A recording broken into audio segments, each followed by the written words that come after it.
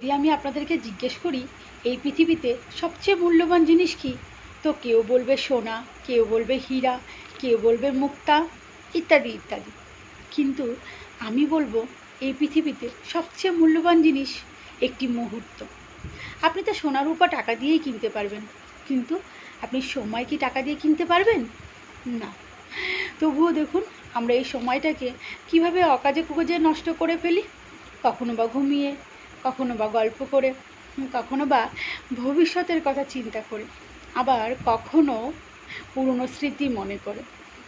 কিন্তু আমাদের এই সময়ের সৎ ব্যবহার করা উচিত। এই সময়ের সৎ ব্যবহার করে টাকা উপার্জন করা উচিত, ভালো ভালো কাজ করা উচিত, নিজের ব্যক্তিত্বকে উজাড় করে মহান কাজ করা উচিত, আর সকলের সাথে ভালোবাসা ভাগ করে নেওয়া উচিত। কারণ আমরা এখন আছি, হয়তো কিছুক্ষণ পরে